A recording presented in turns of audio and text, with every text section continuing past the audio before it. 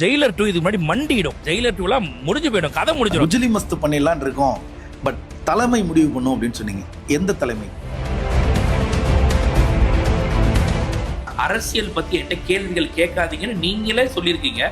ஆனா கரூர் சம்பவத்துக்கு நீங்க கண் கலங்குறீங்க. தமிழ்நாட்டுல வேற எந்த ஒரு அவல நிலை நடந்தது கிடையாதா?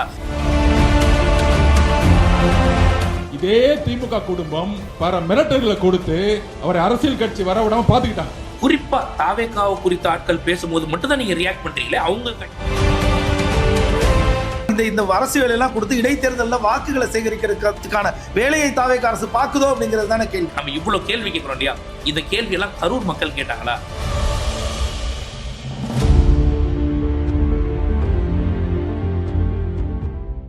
திங்க் தமிழா நேயர்களுக்கு வணக்கம்.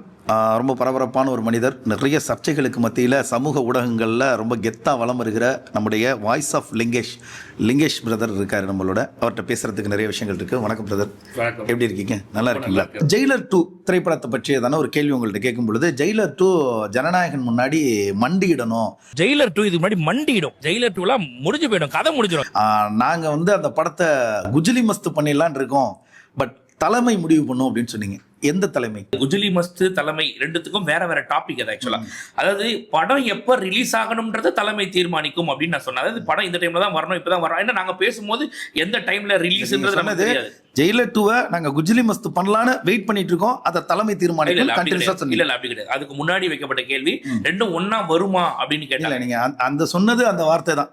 ஜெயிலர் 2 குஜிலி மஸ்து பண்ணலாமா வேணாமா அப்படிங்கறத தலைமை தீர்மானிக்கின்ற அர்த்தப்பட. இல்ல மேபி அது வேணா தப்பா வேணா கன்வே ஆகியிருக்கலாம். அந்த வீடியோ இருக்கு, நான் தப்பா வேணா அந்த இடத்துல சொல்லிருக்கலாம். பட் அங்க சொல்ல வந்தது என்னன்னா, ஜெயிலர் 2 ஜனநாயகன் அப்படின்னு வரும்போது கண்டிப்பா ஜனநாயகன் தான். நாங்க ஜெயிலர் 2 குஜிலி மஸ்து பண்ணுவோம். ஒன்னா வந்துச்சுன்னா கிளாஷ் ஆச்சுன்னா கண்டிப்பா குஜிலி மஸ்து பண்ணுவோம். ஆனா அதை எப்ப வெளியிடணும், ரெண்டும் ஒன்னா வருமா அப்படின்னு அவங்க ரிலீஸ் டேட் அனௌன்ஸ் பண்ணிட்டாங்க ஜெயிலர் 2க்கு. இவங்க இன்னும் அனௌன்ஸ் பண்ணல. அது எப்பன்றது தலைமை தீர்மானிக்கும்னு சொன்னதை தவிர குஜிலி மஸ்து பண்றதை தலைமை தீர்மானிக்குமா அப்படின்றது கிடையாது. இன்கேஸ் அந்த இடத்துல அப்படி போர்ட்ரேட் ஆயிருந்துச்சுன்னா அது என்னோட மிஸ்டேக் தான். அதான் சொல்லி அது ஒத்துக்கிட்டீங்கன்னா ஓகே தான். ரஜினிகாந்த் அப்படின்றவரை ஒரு சூப்பர் ஸ்டாரா பார்க்கும்போது எனக்கு ரொம்ப பிடிக்கும். அவர் ஒரு தனி மனிதராக அவரோட செயல்பாடுகள் பார்க்கும்போது எனக்கு மிகப்பெரிய ஒரு இது இருக்கு. எனக்கு அவர் மேல ஒரு நிறைய கருத்து முரண்பாடுகள் இருக்கு. நீங்க என்ன பண்றீங்கன்னா அரசியல் வேணான்னு சொல்லிட்டு போயிடுறீங்க. இப்ப வேற ஒருத்தர் வராரு அப்படின்னும் போது நீங்க என்ன பண்றீங்கன்னா அரசியல் பத்தி என்கிட்ட கேள்விகள் கேட்காதீங்கன்னு நீங்களே சொல்லியிருக்கீங்க. ஆனா கரூர் சம்பவத்துக்கு நீங்க கண் கலங்குறீங்க. இதுக்கு கண் கலங்குற நீங்க தமிழ்நாட்டுல வேற எந்த ஒரு அவல நிலை நடந்தது கிடையாதா? 60 பேர் கள்ளச்சாராய மரணத்துல இறந்து போனாங்களே, அங்க நீங்க ஏன் கண் கலங்கல? ஏர் ஷோல 5 பேர் இறந்து போனாங்களே, அப்ப ஏன் நீங்க கண் கலங்கல? இதெல்லாம் தாண்டி அஜித் குமார்னு ஒருத்தர் காவலர்கள் அடிச்சே கொண்டாங்களே, ஏன் அப்பெல்லாம் கண் கலங்கல? கரூருக்கு மட்டும் நீங்க ஏன் கண் கலங்குனீங்கன்னு ஒரு ஜெனரலான கேள்வி. இது முதல் பாயிண்ட். ரெண்டாவது விஷயம், அண்ணன் ஆதவர்ஜுனா அவர்கள் ரஜினிகாந்த் அவர்களும் அரசியலுக்கு வந்தாரு, திமுகவோட அழுத்தத்தால அவர் போயிட்டாருன்னு அப்ப நீங்க ஒரு அறிக்கை வெளியிடுறீங்க.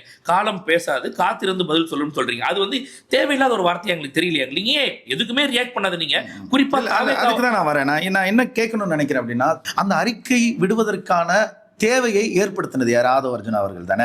ரஜினி அவர்களை மிரட்டினாங்க, அவர் பயந்துட்டாரு அப்படின்னு அவர் மேடையில சொல்லும் பொழுது அதற்கு எதிர்வினையாற்ற வேண்டிய கடமையும் தேவையும் ரஜினி அவர்களுக்கு இருக்குதா இல்லையா? இல்ல அதுதான் அங்கதான் என்னோட கேள்வி. என்னன்னா ரஜினி அவர்களை பத்தி எவ்வளவு பேர் பேசியிருக்காங்கன்ற நான் உங்களுக்கு காட்டுறேன் பாருங்க. எல்லா அரசியல் கட்சியுமே விமர்சனம் பண்ணுச்சு. பிஜேபியை தாண்டி மிச்சம் எல்லாருமே அவரை பத்தி விமர்சனம் பண்ணியிருக்காங்க, பயங்கரமா கடுமையா பண்ணியிருக்காங்க. ரொம்ப கொச்சையாவே பேசும்போது அதுக்கு எதிர்வினை ஆட்டாதவர் இவர் எதுவும் தப்பா சொல்லல. இவர் என்ன சொன்னாருன்னா, அன்னைக்கு வர்றதுக்கு இருந்தாரு, இவங்களோட அழுத்தத்தால தான் வரலன்னு சொன்னாரு. ஒரு வார்த்தை அவரை கோழை என்றோ இல்ல வேற ஏதோ ஒரு வார்த்தையை தவறாக பயன்படுத்தி சொன்னார். இல்ல பயந்துட்டாருன்றது கிடையாது. அவர் வரத்துக்கு இருந்தாரு, அவரோட அழுத்தம் தாங்க முடியாம அவரை வரவிடாம பண்ணிட்டாங்க அப்படின்னு சொன்னாரு. மிரட்டிட்டாங்க. ஆமா, இதே திமுக குடும்பம் பல மிரட்டல்களை கொடுத்து அவரை அரசியல் கட்சி வர விடாம பாத்துக்கிட்டாங்க. இன்னைக்கு என்ன ஆனார்? அவரு கடைசியில ரெட் ஜெயின் பிக்சர்லயே நடிக்க போயிட்டாரு. அதாவது அவரோட ஆங்கிள் இருந்து சொல்றாரு தவிர ரஜினி பயந்துட்டாரு, ரஜினியை ஒரு குழையோ அப்படி அவர் எந்த ஸ்டேட்மெண்ட்டும் வைக்கல. இதுக்கு அவர் ரியாக்ட் பண்ண வேண்டிய அவசியம் இல்லை. ஆனா ஏன் ரியாக்ட் பண்றீங்க அப்படின்னு ஒரு கேள்வி. ரெண்டாவது, குறிப்பா தாவேகாவை குறித்த ஆட்கள் பேசும்போது மட்டும் தான் நீங்க ரியாக்ட் பண்றீங்களே, அவங்க கட்சி நிகழ்வுகளில் நடக்கக்கூடிய விஷயங்களை மட்டுமே நீங்க ரியாக்ட் பண்றீங்க. ஏன் மற்ற நிகழ்வுகளுக்கு ரியாக்ட் பண்ண மாட்டீங்கன்றது ஒரு கேள்வி. இது என்ன பர்சனலா ஹர்ட் பண்ணுதோ அதுக்கு தானே நான் ரியாக்ட். இதுக்கு முன்னாடி உங்களை ஹர்ட்டே பண்ணலையா? உங்களை ஹர்ட் பண்ற மாதிரி சொல்லி அது உங்களுக்கு ஹர்ட் ஆகல, எங்களுக்கு ஹர்ட் ஆச்சு. உங்களோட ரசிகர்களா எங்களுக்கு ஹர்ட் ஆச்சு. எப்படியா என்னைய பத்தி நீ மேடையில பேசுவன்ற கேட்கறதுக்கான உரிமை உங்களுக்கு இருக்கு. ஆனா இதை விட கேவலமா பேசுனாங்களே, அப்ப ஏன் நீங்க எதுவுமே கண்டுக்கலன்றத என்னோட கேள்வி. வேற ஒண்ணுமே ஓகே இல்ல. இது எதுக்கு இந்த கிளாரிபிகேஷனுக்கு நான் கேட்கணும்னு நினைக்கிறேன் அப்படின்னா, ரஜினி அவர்கள் பெருசா விஜய் அவர்களை பற்றி பெருசா திட்டல, இல்ல எதிர்மறையான விமர்சனங்களை வைக்கல. ஆனா ரஜினி விஜய் இருவருக்கும் இடையில ஒரு பெரிய பனிப்போர் இருக்கும்படியான ஒரு சூழலை லிங்கேஷ் அவர்கள் தான் உருவாக்குறாரோ அப்படிங்கிற ஒரு கேள்வி ஒன்று வருது. ஏன்னா நீங்க தேர்தலுக்கு முன்னாடியும் சொன்னீங்க ரஜினி ரசிகனா இருந்தான்னா அந்த ஒரு வார்த்தையை சொல்லி சொன்னீங்க, அவங்களோட ஒரு கெட்ட வார்த்தை சொல்லி சொன்னீங்க, அவங்களோட ஓட்டே எங்களுக்கு தேவையில்லைன்னு சொன்னீங்க. அதை தாண்டி நீங்க ஜெயிச்சிருக்கீங்க, அது ஓகே, மகிழ்ச்சி. இன்னும் அதே மனநிலையில இருக்கீங்களா? என் சைட்ல இருந்து விளக்கம் நான் கொடுக்குறேன். படையப்பா படம் ரீரிலீஸ் பண்றாங்க. அந்த ரீரிலீஸ்க்கு போகும்போது மீடியா நண்பர்கள் வந்து அவங்க கான்ட்ரவர்சியாக கேள்வி கேட்பாங்களா, அது வழக்கம். அப்போ அப்படி ரஜினி ரசிகர்கிட்ட கேட்கறாங்க, நீங்க விஜய்க்கு ஓட்டு போடலாம், அந்த தற்குறிக்கெல்லாம் எவன் ஓட்டு போடுவான் அப்படி நீங்க பேசும்போது ஒரே ஒரு ரஜினி ரசிகர் கூட விஜய்க்கு ஓட்டு போடல அப்படின்றதுதான் இங்க நிதர்சனமான உண்மை. அதை நாங்க புரிஞ்சுக்க முடியுது. அப்படி இருக்கும்போது எங்களுக்கு என்ன தோணுதுன்னா, டேய் ஒன்னு ஆதரிங்க, இல்ல அதை ஸ்கிப் பண்ணிட்டு போயிடுங்க. அது ஏன்னா ஒரு மீடியா முன்னாடி ஒரு 10 பேரை இன்ஃபுளுன்ஸ் பண்ற மாதிரி பண்றீங்கன்னு அந்த இடத்துல கண்டிப்பா யாருக்கா இருந்தாலும் ட்ரிகர் ஆகும். சார் நீங்க ஒரு விஷயத்தை நல்லா புரிஞ்சுக்கணும், எங்க தலைவர் பண்ண முடியாத இவர் பண்ணிட்டாரு அப்படின்ற அந்த ஒரு காழ்ப்புணர்ச்சியில நீங்க மீடியா முன்னாடி இப்படி ஒரு விஷயத்த பண்றீங்க. அப்ப நீங்க பண்ணும்போது நாங்க பண்ணக்கூடாதான்ற அந்த ஒரு இதுதானே தவிர மற்றபடி எங்களுக்கு உண்மையிலேயே சொல்றேன் ரஜினி அவர்கள் மேல தனிப்பட்ட முறையில் எதுவுமே கிடையாது. ஆனா லிங்கேஷை பொறுத்தவரைக்கும் தாவேக்காவுடைய முகமாக இப்ப எல்லாருக்கும் தெரியுது. இன்னும் அதே ஸ்டேட்மெண்ட்ல உறுதியா இருக்கிறாரா? இடைத்தேர்தல் வரப்போது ரஜினி ரசிகர்களுடைய வாக்குகள் அந்த வார்த்தையை பர்டிகுலரா சொல்லி அவங்களோட வாக்குகள் தேவையில்லைன்னு சொல்ற துணிச்சலும் அதே உறுதியும் இன்னும் லிங்கேஷ்க்கு இருக்கா? ஒரு விஷயம் தான், இப்போ இந்த ரீசெண்டா வந்து திரையரங்க வெளியில பேசினதுக்கு அப்புறம் நிறைய சர்ச்சையாச்சு. அது நிறைய பேர் எனக்கு கான்டாக்ட் பண்ணி பேசினாங்க, நிறைய ரஜினி ரசிகர்கள் எனக்கு கான்டாக்ட் பண்ணி பேசினாங்க. அவங்க என்ன சொன்னாங்கன்னா, அவர் எதுவுமே வேணான்னு ஒதுங்கிட்டாரு, சரிங்களா, அவரை நீங்க இழுக்காதீங்க, அவருக்கு எதுவும் சம்பந்தம் கிடையாது. ரெண்டாவது விஷயம், நாங்க என் குடும்பத்தோட சொல்லி நாங்க விஜய்க்கு தான் ஓட்டு போட சொன்னோம், ஒரு மாற்றத்துக்காக போட சொன்னோம். நீங்க யாரோ ஒரு சிலர் வந்து விஜய் அவர்களை தப்பா பேசுறாரு, தற்கூறின்னு சொல்றாருன்னு சொல்ற ஒரே காரணத்தால நீங்க ஒட்டுமொத்த ரஜினி ரசிகர்களையும் வந்து நீங்க இது பண்ற மாதிரி, எங்களை ஹர்ட் பண்ற மாதிரி இருக்கணும்னு புரிஞ்சுக்கிட்டேன். எல்லா ரஜினி ரசிகர்களும் அப்படி கிடையாது. ஒரு சிலர் அந்த கோவத்துல இருப்பாங்க, எங்க தலைவரால பண்ண முடியாது, இவர் பண்றாருன்னு இருக்கலாம். அந்த நபர்களுக்கு நான் எதிர்வினை ஆற்றேன்னு சொல்லிட்டு ஒட்டுமொத்த ரஜினி ரசிகர்களையும் நல்ல மனதுள்ளவர்களையும் நாம பகச்சிக்க விரும்பல. ஒரு சில நிறைய நல்லவர்கள் இருக்காங்க, அதனால நான் இந்த ஸ்டேட்மெண்ட்ல இப்ப உடன்படல. இல்ல அது தவறுன்னு ஃபீல் பண்றீங்களா? எங்களுக்கு வேணும். இடைத்தேர்தல் முடிஞ்சதுக்கு பிறகு இதே ஸ்டேட்மெண்ட் இருக்குமா?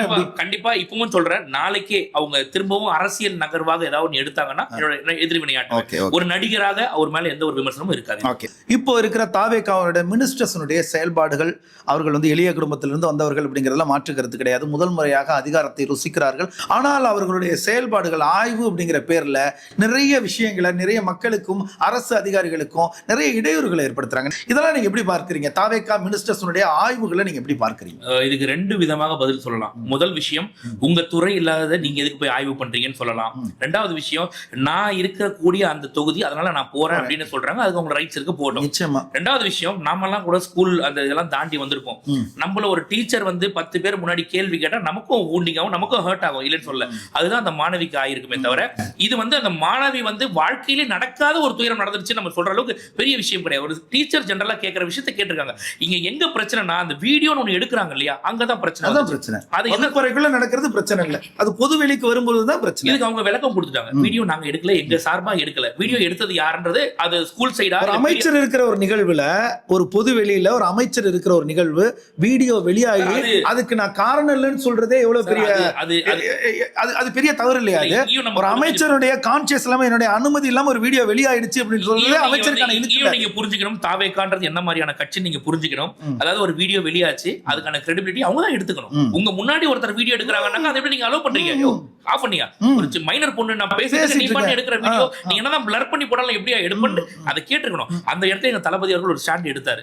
உங்க துறைக்கு மட்டும் நீங்க ஆய்வுக்கு போங்க, வேற யாரும் எந்த எதுக்கும் ஆய்வுக்கு போகாதீங்கன்றத ஒரு வார்த்தை சொல்லிட்டு விட்டு அவர் அதை கடந்து போயிருக்கலாம். ஆனா என்ன சொன்னார்னா, அவங்களோட சம்பந்தப்பட்ட துறைக்கு மட்டும் ஆய்வுக்கு போனா போதும் அப்படின்றத சொன்னார்னா அது எல்லாருக்குமே அது குறிப்பிடும் அப்படின்றதுக்காக நான் சொல்றேன். ஏன்னா இப்ப நிறைய பேர் வந்து பாத்தீங்கன்னா திடீர்னு ஹாஸ்பிட்டலுக்குள்ள ஆய்வுன்னு போறாங்க, ஆஸ்பத்திரிக்குள்ள போறாங்க, அம்மா உணவகத்துக்குள்ள போறாங்க, பஸ் ஸ்டாண்ட்ல இருக்கிற கழிப்பறைக்குள்ள ஆய்வு போறாங்க, மினிஸ்டர்ஸ் எம்எல்ஏஸ் தான் போறாங்க. ஆனா திருவள்ளூர் பெரியபாளையத்துல ஒரு பெரிய அமோனியா கசிவு ஏற்பட்டு ஒரு பெரிய ஆலையில பெரிய ஆபத்து நடந்து 7 பேர் சாகுறாங்க, 62 பேர் வந்து கவலைக்கிடமா இருக்காங்க. ஆனா அதன் பிறகு கூட எந்த ஆலைகளுக்கும் ஆய்வு போன மாதிரி தெரியலையே அமைச்சர்களும் எம்எல்ஏக்களும். விஷயம் என்னன்னா, ஏன் இவங்களுக்கு ரொம்ப எளிமையா கண்ணில் படுற மக்கள் புழக்கத்தில் இருக்கிற இடங்களுக்கு மட்டும்தான் போவாங்களா? எளிய மனிதர்கள் அதிகாரிகளாக இருக்கிற இடங்களுக்கு மட்டும்தான் ஆய்வுக்கு போவாங்களா அமைச்சர்கள்? நம்ம வந்து என்ன பண்றோம்னா, நமக்கு எதெல்லாம் காணொலிகளாக நம்ம பாக்குறோமோ அங்க ஆய்வுக்கு காணொலியா மாறலையே. அதுதான் சொல்றேன், அங்க காணொலி எடுக்கப்படல அப்படின்றால நம்ம அங்க போகலன்னு நினைச்சிட்டு இருக்கிறோம். அப்ப நீங்க என்ன சொல்றீங்கன்னா, காணொலி எடுக்கலான்றீங்களா எடுக்க கூடாது? தேவையில்லைன்ற. அப்ப தேவையில்லைன்றீங்க இல்லையா? அப்ப ஆய்வுக்கு போனது எப்படி உங்களுக்கு தெரியும்? எப்படி உங்களுக்கு ஒண்ணு தெரியணும்னா நாங்க இப்ப ஒண்ணுமே இல்ல, அமைச்சர் கீர்த்தனா அவர்கள் வேலை செய்யறாங்கன்னு நமக்கு தெரியணும். சரி. அது அவங்களே என்ன மேபி அவங்களே கூட வீடியோ எடுக்க சொல்லிருக்கலாம், இல்ல வேற யாராவது ஏன் அதை மட்டும் எடுக்க மாட்டாங்களா? ஆலைகளுக்கு போற ஆய்வை இல்ல, மட்டும் வீடியோ எடுக்க அது ஒரு மாட்டாங்களா? நல்ல கேள்விதான். உண்மையிலேயே அது நல்ல கேள்விதான். நீங்க இவ்வளவு விஷயங்களை எடுத்து கான்ட்ரோவர்சி ஆவறத இந்த விஷயத்தை எடுத்து அதுக்கப்புறம் 10 ஆலைகளுக்கு ஆய்வு போட்டுமே கண்டிப்பா ஏன் ஒரு தனி முதலாளிகளாக இருக்கிறதுனால அச்சப்படுகிறதா தாவேக்கான்னு கேட்கிறேன். தவறு திருத்திக் கொள்றோம். தவறு திருத்திக்கணும். ஓகே ஓகே ஓகே, மகிழ்ச்சி. அரசு வேலைக்காக காத்திருக்கிற இளைஞர்கள் இங்க 1,00,000 பேர் இருக்கும் பொழுது, ஏன்னா சமீபத்தில் நீங்க ஒரு லயலா காலேஜ்ல ஒரு ஜாப் ஃபேர் நடத்துனாங்க.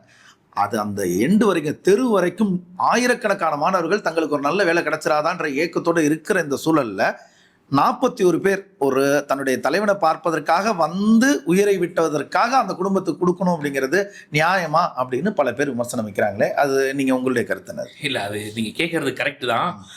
என்னோட பார்வையில நான் அதை எப்படி பாக்குறேன் அப்படின்னா, ஒரு கலெக்டர் போஸ்டிங்கோ, ஒரு தாசில்தாரோ, ஒரு டிஆர்ஓ ஆபீசரோ அப்படி எல்லாம் கொடுக்கல. சாதாரண ஒரு கவர்மெண்ட் ஸ்கூல்ல ஒரு கிளர்க் 17,000 ரூபாயில இருந்து 20,000 ரூபாய் சம்பளம். அது கிளர்க் வேலையாகவே இருந்தாலும், ஒரு சாதாரண அபிஷியல் வேலையாகவே இருந்தாலும், அந்த வேலைக்கு காத்திருக்கிறவர்கள் 1000 பேர் இல்ல, அவங்களுக்கு முன்னுரிமையில கொடுக்கணும். எந்த அடிப்படையில இவங்களை நீங்க அந்த இடத்துல கேள்விகளை இப்படி கேட்டீங்கன்னா அது நீண்டுகிட்டே போகும், அதுக்கு பதில் கிடையாது. நீங்க எப்படி இதை பண்ணலாம், உங்ககிட்ட அதிகாரம் இருக்கு, நீங்க இதை பண்றீங்கன்னா நீங்க தாராளமா கேட்டுட்டே போலாம். பட் எங்களோட பார்வையில நாங்க என்ன பாக்குறோம்னா, சார் ஒரு போஸ்டிங்க்கு 35 லட்சம் ரூபாய் கொடுத்து கஷ்டப்பட்டு கண் முழிச்சு படிச்சு எழுதுற போஸ்டிங்க வேற யாருக்கும் கொடுத்துட்டு போறாங்க. அன்னைக்கெல்லாம் வராத கோவம் ஒரு சாதாரண கிளர்க் போஸ்டிங் ஏன் சார் உங்களுக்கு வருது? அவங்க இறந்து போயிட்டாங்க குடும்பத்துல, அதுக்காக கொடுக்குறாங்க. ஏன் சார் தூத்துக்குடி துப்பாக்கி சூடுல 16 குடும்பங்கள் இறந்து போச்சு, அந்த குடும்பங்களுக்குமே திமுக பார்த்தா அதிமுக ஆட்சியில் நடந்துச்சு, திமுக அதுக்கு அரசு வேலை கொடுக்கலையா சார்? அன்னைக்கு உங்க கோவம் எங்க சார் போச்சு? அது மத்தவங்க கேட்கலாம், லிங்கேஷ் கேட்கலாமா? தூத்துக்குடி ஸ்டெர்லைட் ஆலைக்கு எதிரான போராட்டமும் ஸ்டெர்லைட்டில் போராடியவர்களையும் கரூர் சம்பவத்தில் உயிரிழந்தவர்களையும் நம்ம ஒப்பிடுவதே முதல் பிள்ளை இல்லையா? கண்டிப்பா ஒப்பிடணும்னு சொல்றேன். ரெண்டுமே முதுகுல குத்தப்பட்டிருக்காங்க. அவங்களுமே அங்க ஒரு போராட்டம், உரிமைக்காக போராடினாங்க. உரிமைக்கான போராட்டம் வருது. இங்க வந்து இங்க ஒரு தலைவர் வராருன்னு போது அவர் பாக்குறதுக்கு வராங்க, எல்லாருக்கும் உரிமை இருக்கு சார். திருச்சியில ஆரம்பிச்சு கரூர் வரைக்கும் எல்லா ஊருக்கும் உரிமைக்கும் ஆசைக்கும் வித்தியாசம் இருக்கு, உரிமைக்கும் விருப்பத்திற்கும் வித்தியாசம் இருக்கு. அதற்கு இந்த அரசு வேலையெல்லாம் கொடுத்து இடைத்தேர்தலில் வாக்குகளை சேகரிக்கிறதுக்கான வேலையை தாவேக அரசு பாக்குதோ அப்படிங்கிறது தானே கேள்வி. நம்ம இவ்வளவு கேள்வி கேட்கிறோம் இல்லையா? இந்த கேள்வி எல்லாம் கரூர் மக்கள் கேட்டாங்களா? கரூர் மக்கள் அந்த மக்கள் அவரை ஏத்துக்கிட்டாங்க. ஒரு விஷயம் ஏத்துக்கலையே. யார் கரூர் மக்கள் எங்க எப்படி சொன்னீங்க? கரூர்ல தாவேகா ஜெயிக்கலையே, அதிமுக தானே ஜெயிச்சது. கரூர் மக்கள் தாவேகாவை ஏற்றுக்கொண்டிருந்தார்கள்னா ஜெயிக்க வச்சிருப்பாங்கல்ல. விஜயபாஸ்கர் தானே ஜெயிக்க வச்சாங்க. கண்டிப்பா விஜயபாஸ்கர் வந்து பாத்தீங்கன்னா கடந்த 5 சட்டமன்ற தேர்தலாக அவர் தான் ஜெயிச்சுட்டு வராங்க. அவங்களுக்கு ஒரு ஸ்ட்ராங். இப்ப நீங்க பாத்தீங்கன்னா சென்னை மொத்தமா கோட்டையை தகர்த்தும் தாவேகா, சேப்பாக்கத்தையும் தகர்க்க முடியல. அங்க இருக்க மக்கள் அவங்களுக்கான மக்களா இருப்பாங்க, அவங்களை ஒண்ணுமே பண்ண முடியாது. சொன்னதுக்காக கேட்கிறேன், கரூர் மக்கள் அதை ஏத்துக்கிட்டாங்கன்றத எந்த அடிப்படையில் நம்ம சொல்ல முடியும்? ஓட்டு வித்தியாசத்தை பாருங்க, எவ்வளவு ஓட்டு விழுந்திருக்குன்றத பாருங்க. அது ஒன்னே போதாதான். இங்க மக்கள் எவ்வளவு பேர் ஆதரிச்சிருக்காங்கன்னு பார்க்கணும். மக்கள் வந்து நீங்க போய் பொதுவாக இருக்க மக்கள் கேளுங்க சார், இறந்து போன குடும்பத்தை கேளுங்க, இல்ல பக்கத்துல கேளுங்க, எல்லாரும் சொல்றது அவருக்கு ஒண்ணும் தெரியாதுங்க, அவரும் இங்க வந்து மாட்டிட்டாரு. இதை திமுக சொன்னா இத்தனை நாங்க ஜெயிக்கலைனாலும் எங்களை இத்தனை கோடி பேர் எங்களுக்கு ஆதரவு தெரிவிச்சிருக்காங்கன்னா ஜெயிச்சது தானே முக்கியம் நம்ம பேசுறோம் தாவேகா சார்பில். கரூரை பொறுத்த வரைக்கும் எத்தனை பேர் ஆதரவு தெரிவிச்சிருந்தாலும் ஜெயித்தது அதிமுக தானே. அங்க மக்கள் தாவேகாவை அங்கீகரிக்கல தானே, அதை நம்ம ஏத்துக்கணும்ல. அதனாலதான் அவர் அங்க போலையா? இப்ப ஏன் போனார்? அப்போ அதுதான் கேட்கிறேன், இடைத்தேர்தலுக்காக போனாரா? இடைத்தேர்தல் வராம இருந்து போயிருந்தாருனாக்கா அப்ப வேற ஒண்ணு சொல்லிருப்பீங்க இல்லையா நீங்க? கேள்வி வருது இல்ல, இடைத்தேர்தல் வருது, அரசு வேலை கொடுக்கிறாரு, விஜயபாஸ்கர் வெளியில வராரு, இவர் போய் ஓட்டு கேட்கிறாரு. முன்னாடியே அவர் சொன்னாரு, இன்கேஸ் நம்ம ஜெயிச்சிட்டோம் அப்படின்னாக்கா இந்த டைம்ல போய் நம்ம பார்க்கலாம், நம்ம இன்கேஸ் ஜெயிக்க முடியல எதிர்கட்சியா வரும் வாட் எவர் வரும் அப்படின்னாக்கா நம்ம இந்த டைம்ல கொஞ்சம் பர்மிஷன் எல்லாம் வாங்க வேண்டியது இருக்கும், வாங்கிட்டு பார்க்கலாம். இதுதான் நிலைப்பாடா தவிர இதுல எந்த ஒரு அரசியலும் கிடையாது. இது நீங்க அரசியல் படுத்துனீங்க அப்படின்னாக்கா இதுக்கு எங்களால இல்ல சார், நீங்க கேட்கிற கேள்வி நீண்டுகிட்டே போகும். இதுக்கு எப்படி பதில் சொல்ல முடியும்? இல்ல, எனக்கு லிங்கேஷனுடைய பதில் எனக்கு ஆத்ம திருப்தி இல்ல. சரி, நான் சொல்றேன், ஏண்டா நான் குடிக்கிறது பால்றான்னு சொல்றேன், பணமரத்துக்கு நீ எப்படா பாலை குடிப்பேன்னு நீங்க ஒரு வார்த்தை கேக்குறீங்கன்னாக்கா அதுக்கு என்ன பதில் சொல்ல முடியும் நினைக்கிறீங்க? நான் பாக்க எனக்கு தெரியும் எப்ப என் மக்களை பார்க்கணும்னு நான் போய் பாக்குறேன். இடைத்தேர்தலால தான் நீ போய் பாக்குற. இடைத்தேர்தல் முடிஞ்சதுக்கு அப்புறம் பார்த்தாக்கா இப்ப முடிவு பண்ணதுக்கு பிறகு எதுக்கு பணமரத்து கட்டியில போய் நிக்கிறேன் நம்ம கேக்குறோம். எனக்கு அங்க கிடைக்குது, நான் குடிக்கிறேன் சார். இதையே இப்ப இன்னொரு கேள்வி கேட்டி வரேன், இப்ப அங்க போய் குடிக்கிறேன். இந்த மாதிரிதான் நான் எது செஞ்சாலும் ஒரு விமர்சனம்னு ஒண்ணு ஆகும் போது